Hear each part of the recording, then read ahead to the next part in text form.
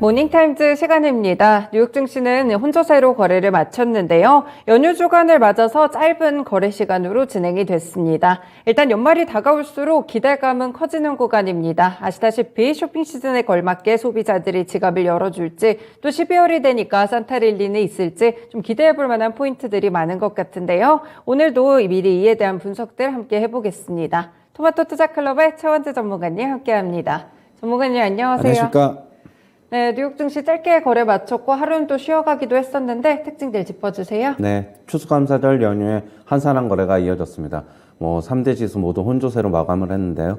다우가 소폭 상승, 나스닥이 소폭 하락, 그 다음에 S&P 500은 약보합을 기록했습니다.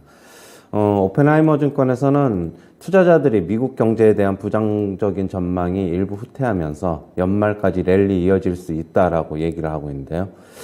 내년 초에 미국 경제 침체가 현실화되지 않을 수도 있다라고 얘기를 하고 있습니다. 당사가 연말 목표치를 S&P 500 4,000선을 제시를 했는데 그거보다 높은 수준에서 연말에 마무리할 것이다라고 얘기를 하고 있습니다. 그 다음에 뱅크 오브 아메리카 측에서는 미국 증시 23년 하반기부터 투자 매력이 높아질 것이다라고 얘기를 하고 있고요. 다만 23년 상반기까지는 좀 어려울 것이다라고 얘기하면서 방어적인 포지션을 권고를 하고 있습니다. S&P 500 같은 경우에도 악재가 등장할 경우에는 3,000선까지 하락 가능하다라고 얘기를 하고 있고요. 6월에서 7월 연준이 통화 정책을 완화할 것으로 지금 얘기를 하고 있고요. 23년 하반기서부터 24년에는 금융 여건 완화가 되면서 강세장이 나타날 것이다라고 얘기를 하고 있습니다. 그 다음에 UBS 측에서는 내년 얕은 침체가 불가피하다라고 얘기를 하고 있는데요. 주가에 아직 반영이 안 됐다라고 얘기를 하고 있습니다. 내년에 미국을 비롯한 대부분의 국가 침체 피하기 어려울 것이다라고 얘기를 하고 있습니다. 하지만 깊이는 얕을 것이다라고 얘기를 하고 있고요.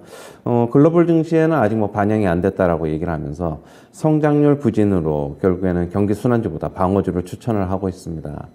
국제유가가 연중 최저치에 근접을 했는데요. WTI 기준으로 76.28달러에 마감을 했습니다. 금요일장에 2% 초반 정도 하락을 했는데요. 1월 3일 이후 가장 낮은 수준입니다. 오늘 국내 증시 같은 경우에는 혼조세로 예상이 되고 있습니다. 네, 이렇게 이슈들도 함께 짚어봤습니다. 일단은 거래가 좀 한산한 그런 모습이었는데요.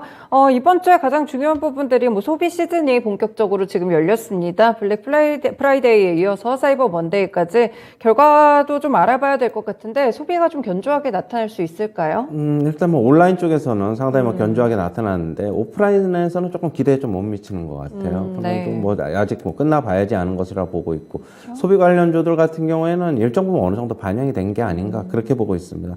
블랙 프라이데이 영향은 이제는 이제 끝났다라고 개인적으로는 보고 있어요. 네, 그렇군요. 이제 지나치는 이슈가 되고 있습니다. 이미 소비에 대한 기대감들이 상당 부분 반영이 좀 된 것 같은데 이번에 또 인플레이션 이후에 일어난 이런 쇼핑 시즌이기 때문에 지난해와 결과도 함께 비교해 보시면서 주목해 보시면 상당히 좋을 것 같습니다. 네, 이제 이번 주 되니까 보니까 벌써 12월이 굉장히 가까워졌더라고요. 네. 어떻게 좀 산타랠리에 대한 기대감 가져봐도 괜찮을지 오펜하이머 측에서는 연말까지 랠리가 좀 있을 수 있다고 해가지고요. 네, 지금 랠리가 소폭 좀 나타나고 있는데요. 네. 저도 지금 다우지수 같은 경우에는 계속적으로 상승하고 있고 S&P 500 같은 경우에도 좋은 흐름 보이고 있습니다. 일단 나스닥이 상대적으로 조금 부진하지만은 연말 12월 중순 이 정도까지는 계속적으로 좀 상승세가 지금보다 급격한 상승세보다는 좀 등락을 거듭하면서 저점과 고점이 완만하게 좀 높아질 수 있다 그렇게 보고 있어요. 네, 완만하게 좀 회복을 해볼 수 있는 그런 지수의 흐름이 좀 됐으면 좋겠습니다. 아무래도 연말이 되면 분위기도 상당히 좋아지니까요. 시장도 좀 비슷하게 갔으면 좋겠네요.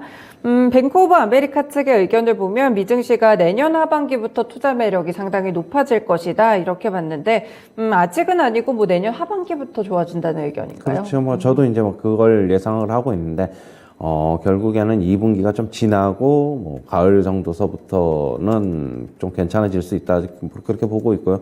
물론 어떤 돌발적인 악재 아니면 미국 경제 침체가 어느 정도 완만하게 좀 얕아져야 되고 그 다음에 연준이 금리 인상을 다시 안 한다는 전제 조건 그런 게 같이 붙어야 될 것으로 보고 있어요.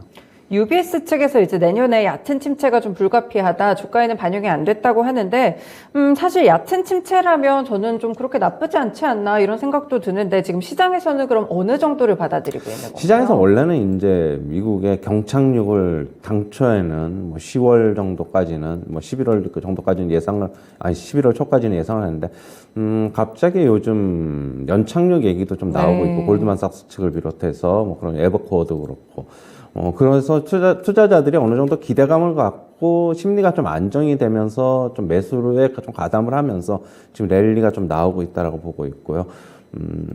저도 침체 깊이는 뭐 일단은 어느 정도는 나올 것인데, 과연 이제 경착륙으로 갈지 연착륙으로 갈지는 좀 더 저는 이제 지켜봐야 될 것이라고 보고 있고, 역시 데이터 지표들 계속 체크해 봐야 되고, 연준이 추가 금리 인상을 결국에는 아까 조금 전에 얘기했듯이 뭐 하지 않아야 된다라는 전제 조건이 붙습니다. 네, 그렇군요. 경기 침체에 대한 이런 의견들까지 함께 좀 종합해서 들어봤습니다. 그리고 지금 중국 쪽에서 코로나19가 상당히 좀 확산을 하고 있는데, 제로 코로나 정책을 여전히 좀 유지를 하고 있습니다. 유가에도 영향을 주는데, 지금 유가가 상당히 좀 많이 빠지고 있나 봐요. 맞아요. 유가가 금요일장 같은 경우에도 상당 부분 빠졌는데, 지금 네. 차트 보시면은 결국에는 1월 3일 날 종가에 거의 이제 근접을 했어요. 1월 3일 종가가 연중 최저치였는데, 그거에 근접을 하면서 제가 뭐 저 계속 유가 말씀드리는데, 유가 하향 안정 될 것이다라고 제가 말씀드렸고, 상당 부분 좀 더 빠지지 않겠나 그렇게 보고 있어요. 뭐 결국에는 70달러 선도 결국 어떻게 보면 시간이 지나면은 거기 아래로도 가능하다라고 보고 있습니다. 유가에 좀 한정해서 지금 EU 쪽에서 러시아산 원유 가격 상한제에 대해서 논의를 좀 하고 있잖아요. 이런 것들은 좀 영향을 주나요? 일단 65달러에서 EU 측에서는 70달러로 상한제를 뭐 얘기를 하고 있는데, 조금 러시아에 대한 강경한 입장을 취하는 국가들 같은 경우에는 뭐 20달러, 뭐 30달러까지도 더 내려야 한다라고 얘기를 하고 있어요. 저도 만약에 유가가 더 내려간다고 한다는 가정을 한다면은, 네. 결국에는 상한제가 더 낮게 내려가야지 효과를 거둘 수 있다라고 저도 보고 있습니다. 네, 그렇군요. 아직까지는 지금 합의가 좀 되지 못했습니다. 또 오늘, 그러니까 28일 쪽으로 현지 시간으로 연기가 됐다고 하니까 계속해서 이런 소식들은 업데이트를 하시면서 보셔야 될 것 같습니다.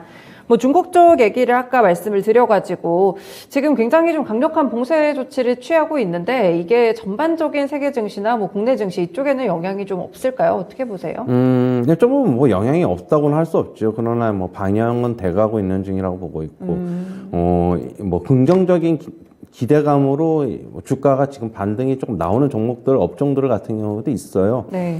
하지만 이게 내년에 상반기에 중국이 제로 코로나 정책을 완화할지 하반기에 완화할지는 솔직히 조금 불투명한 상황인데요. 결국에는 하긴 할 것인데, 상반기에 하느냐 하반기에 하느냐 그거가 어떻게 본다면은 좀 관건이 될 것이다, 그렇게 보고 있어요.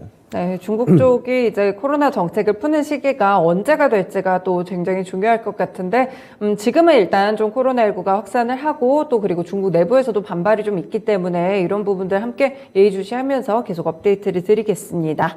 네, 국내 증시 같은 경우에 최근에 계속 눈치 보기 장세가 좀 펼쳐지는 것 같은데, 뭐 오늘도 비슷할까요? 네, 오늘도 그냥 비슷할 것이라고 보고 있고, 일단 5일선 지지력 코스피 기준으로 계속 뭐 테스트를 해볼 것이다라고 보고 있는데, 뭐 일단 뭐 그거 급격하게 무너뜨리기는 조금 그렇다고 보고 있고, 뭐 미국 증시 같은 경우에도 이번 주 같은 경우에도 뭐 고용 보고서나 파월의 발언 뭐 이런 게 좀 대기하고 있어가지고, 네. 국내 시장 같은 경우에도 뭐 이번 주 뭐 급격한 상승보다는 뭐 약간 눈치 보기 싸움면서 5일선 뭐 기대 지지에 대한 기대감으로 인해서 뭐 매물 공방 좀 이어질 것으로 보고 있어요. 네, 그렇습니다. 뭐 이번 주 내내 그런 흐름이 좀 지속될 거라고 보시는 거죠? 조금 그럴 것이라고 보고 있고, 뭐 아니면은 조금 완만한 상승 그 정도 예측하고 있습니다. 네, 그렇군요. 국내 증시도 최근에 2,400선 위쪽에서 계속 움직이고는 있는데 큰 폭의 상승이라든지 하락은 없는 상태입니다. 일단은 눈치 보기 장세가 좀 지속될 것이다, 이런 전망들을 주셨는데요. 그렇다면 이런 시장 분위기 속에서 좀 어떤 섹터들을 좀 봐야 될까요? 역시 뭐 계속 얘기해 드리는데, 대형주보다는 역시 중소형 개별주, 뭐 특별한 이슈 관련이 있는 것들 위주로 좀 매수가 좀 있을 것이라고 생각을 하고, 뭐 대형주 같은 경우에는 보합권에서 그냥 혼조세를 기록하지 않을까. 결국 주간 단위로 보면은 좀 그렇게 보고 있어요. 네, 그렇군요. 중소형 개별 종목들 위주로 집중을 좀 해보시면 좋겠습니다. 그리고 사실 지난주에 좀 이슈가 있었던 종목이 위메이드 그룹주들일 것 같은데 모두 좀 일제히 거의 하한가의 부근에 도달하는 그런 모습이었어요. 이쪽 갖고 계신 분들은 좀 어떻게 대응을 해야 될까요? 하한가 그날에 원래는 팔았어야 되는데 뭐 체결이 위메이드는 거의 안 된 걸로 그쵸, 알고 있고 거의 물량이 쌓여 위메이드 있더라고요. 맥스는 조금 상한가 풀렸다가 네, 뭐 네. 조금 거래가 조금 됐어요. 계속 뭐 상패가 됐으니까 뭐안 좋은 거는 다 아는데 네. 그럼 결국엔 탈출을 해야 됩니다. 그럼 반등 줄 때라도 빨리 탈출을 하는 게 맞다고 보고 있고요. 그동안에 뭐 위메이드 같은 경우는 가상자산, 그다음에 P2E 이런 쪽에 뭐 많이 어떻게 보면은 자기네들이 힘을 쏟겠다고 하면서 주가가 그거 프리미엄을 많이 반영했어요. 그렇다고 보면 지금 프리미엄이 없어지고 있다. 그러면 다시 예전 주가를 회귀를 할 것이다라고 보고 있어가지고 아직까지부터 조금 더 빠져야 된다. 그렇게 보고 있습니다. 네, 위메이드 그룹주들에 대해서는 조금 더 보수적인 그런 투자 시각을 제시를 해주셨던 것 같습니다. 네, 오늘 말씀은 여기까지 듣겠습니다. 고맙습니다. 감사합니다.